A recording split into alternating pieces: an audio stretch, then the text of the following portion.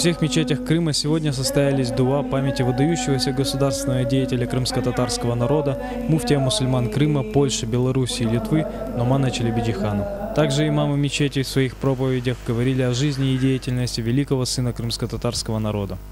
В Большой ханской мечети Хан-Сарая в Бахчисарае хутбу провел муфтий мусульман Крыма Хаджи Эмирали Аблаев.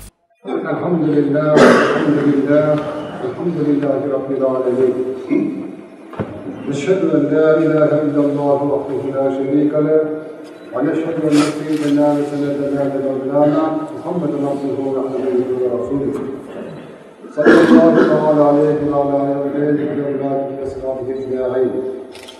أمير المؤمنين سعادة حضرة أبو بكر وعمر وعثمان وعلي وعلى بقية الصحابة الطاهرين رضوان الله تعالى عليهم أجمعين. فيا عباد الله اتقوا الله واطيعوا الله مع الذين اتقوا والذين هم محسنون.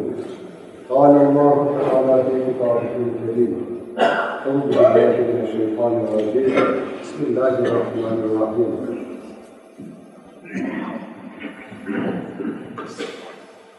بسم الله الرحمن الرحيم. حسبن الذين قتلوا في سبيل الله أمواتا بل أحياء عند ربهم يرزقون. Sadakallahu azim. Saygıdeğer Müslümanlar, aziz kardeşler, Ali İmran Suresi 169. ayet bizlere buyuruyor. Bugün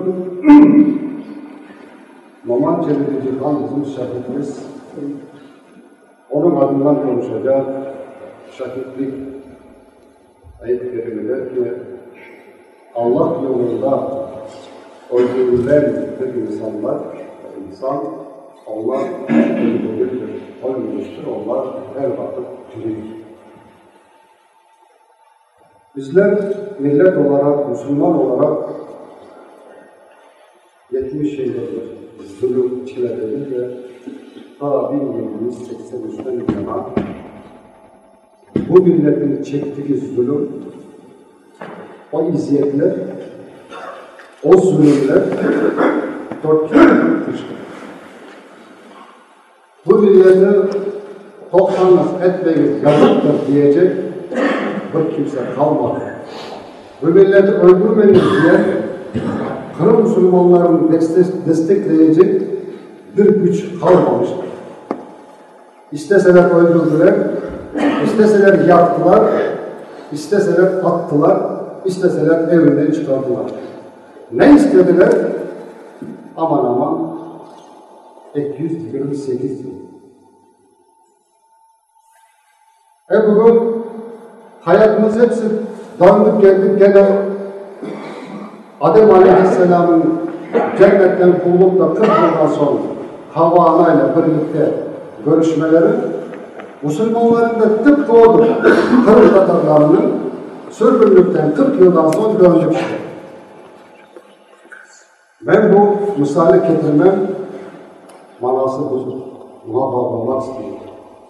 Bizler 25 yıl oldu ana vatana döndüğümüz 87'den bugüne unuttuk. O zulümleri de unuttuk. Zorlukları da unuttuk. Hepsini unuttuk. Neden? Bugünkü Kırım'daki Müslümanların münasebetine bakacak olsak çizgi çizmek mümkündür. Biz unuttuk başımıza gelen belalar, çileler. Çünkü eğer bizler buna bakacak olsak o zamandaki yapılan zulümlerin hiç adı hesabı yoktur. Bir tane Baydar Gayrası'ndaki Yılmazlar Sülalesi'nin yazdığı bir hikayeyi söyleyeyim sizlere. Kırım'ı aldıktan sonra 1783'ten sonra eki insan nuhunu rağmen razılık verirler. O sıfatı yok, bu sıfatı yok. Geri bir yerden bir bazargan, haberşik bilmem Rusya'nın arasından bütün Kırım'ı gezip, ben de ki Baydar sınırlarına eve geldim. O Amman Ferman yazdıklarıyla verirler. 15 tane asker bir atitler başına. O daima sizin. Ya oradaki Müslümanlar ne olacak? Ne yapsanız yapınız. İster kovunuz, ister öldürünüz, ister gömünüz. Asker, 15 tane asker önünde Afitser, Darı'nın başından düşüyorlar köylere. Bugünden son bu topraklar böyle Pameşi bu toprakları boşaltınız. İnsanlar çöl tarafta akrabaları olan başka taraflar ya da tamamen Kırım'dan göçüp gidenler evine çıkanı evi yaktılar. Evini boşatanı evini yaktılar. Kayıp gelmesinler diye. Baylara gelgenler 15 asker dahilse tam Arife günü. Halklarımız, millet, Müslümanlar kurbanlarını hazırlarlar. Yarın kurban bayrağına kurban çalacaklar. O asırda Afitser geliyor. İşte böyle çıkmış. Bugünden son toprak bu Pameşi. Ama kalklarda bir çalık sülahi gelsin ne istiyor bizler? Şayet haber veriyor. Ne istiyorsun sen? İşte bak, Erman bu. Bugünden son bu topraklar böyle Pameşi'nin toprağıdır. Boşaltız. Dediler ki etme eyleme.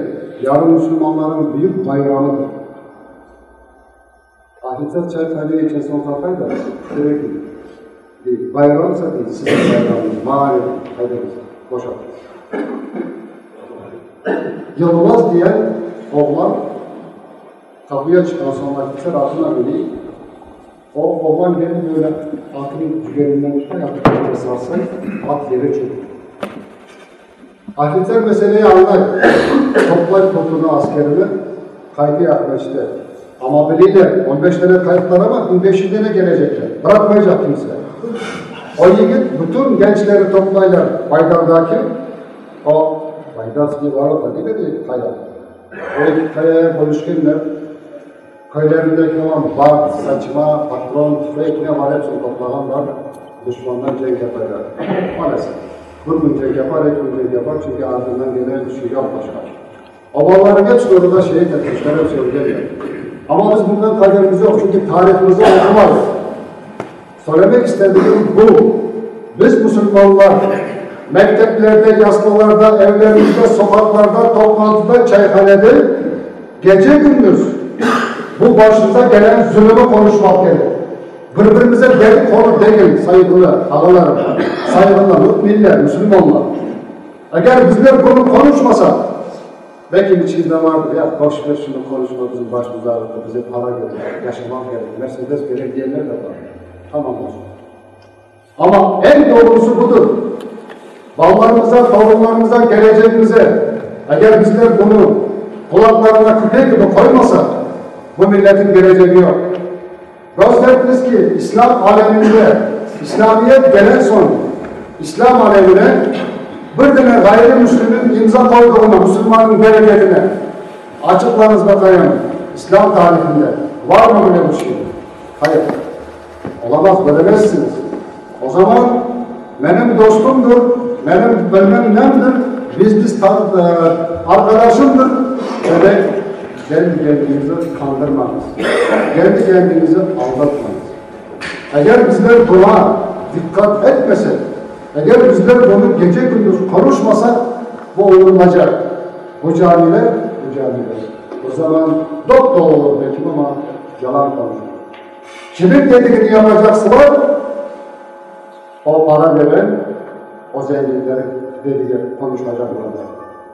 İşte bunu yapılmaması için, buna yol vermememiz için bizler tarihimizi, İslam tarihimizi güzel öğrenmek ve öğretmek boynumuzun borcudur. Eğer bunu yapmasak, Naman Çelebi Cihan'ın 95 yıl. Ne yaptı? İnsan ne sordu bu kimseden? Kimseden para mı sordu? Namusuna cezamız mı? Yok. Kimseye bir şey yapmadı. Milletini nasıl uyardı? Dedi ki ey millet, ey Müslümanlar, yeter bu badarlığın içinde yaşamak. Yeter bu kalelik yoksulluğun içinde yaşamak. Kalkınız devletimizi kurardı.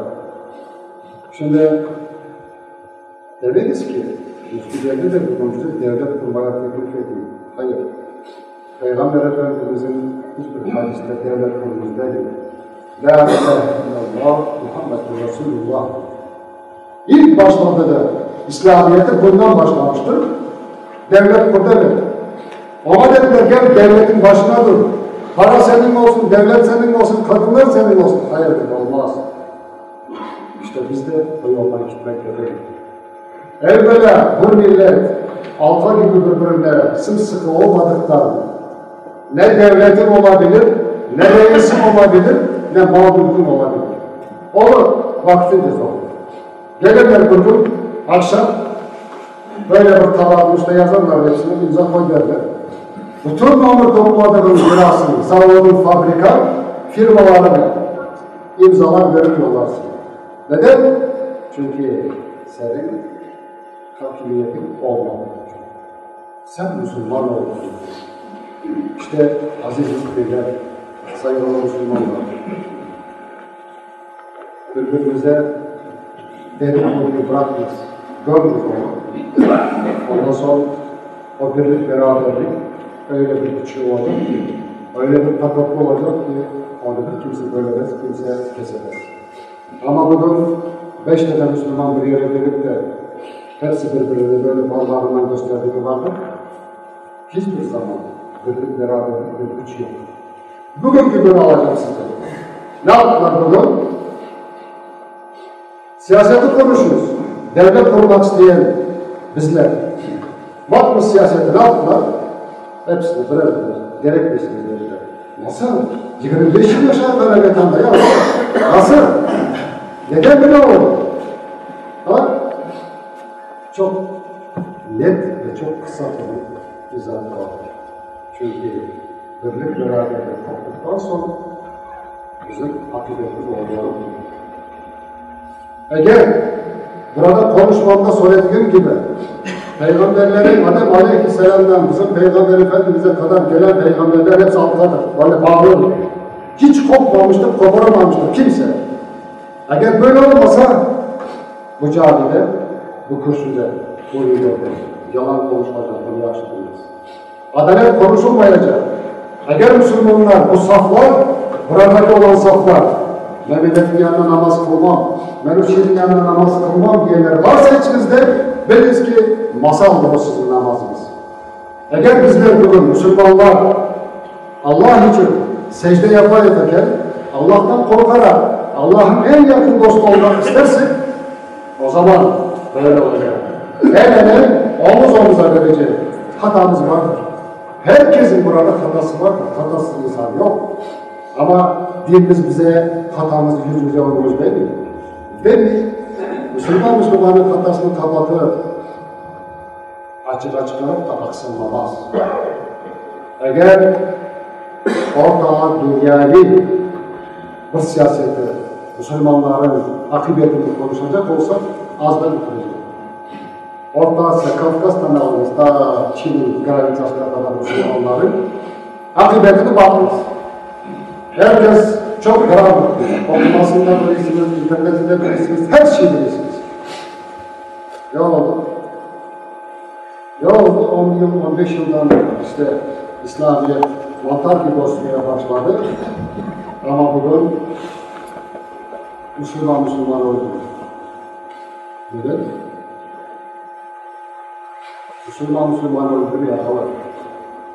Söylediğim gibi secde yapan, başı secdeye varan bir Müslümandan ben korkmam. Düşmanım da olsa korkmam. O Allah'tan korkan bir mümindir.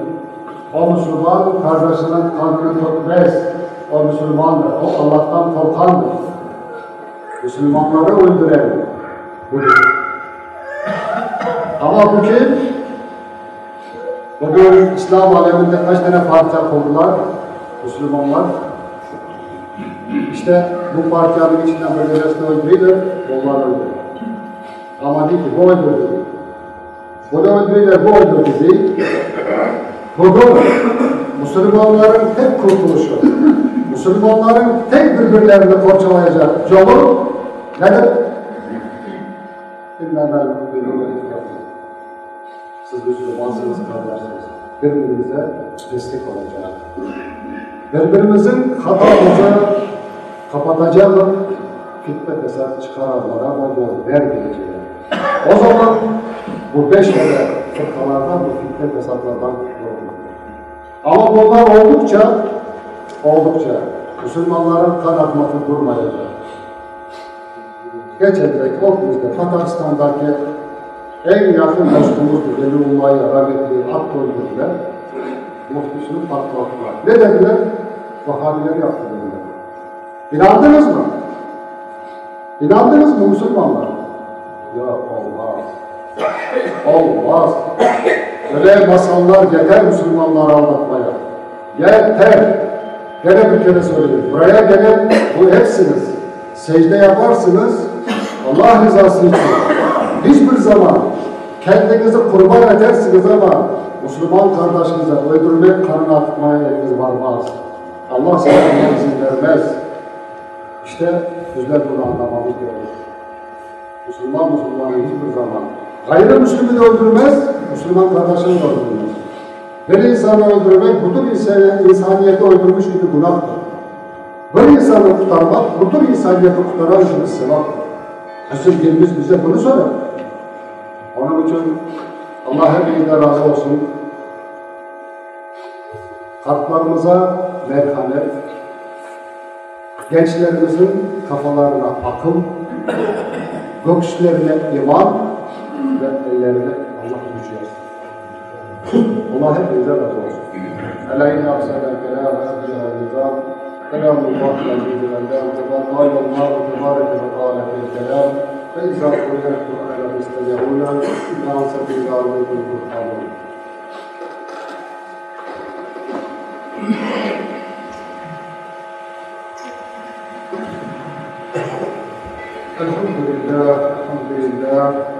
Elhamdülillah, Elhamdülillah.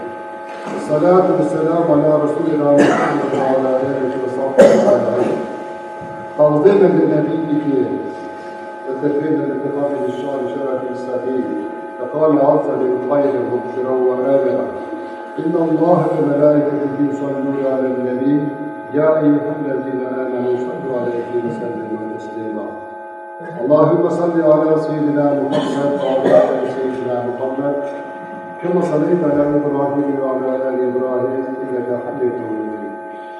Allahümme barik ala Muhammed ve ala ali Muhammed kema barik ala İbrahim ve ala ali İbrahim inneke hamidun mecid.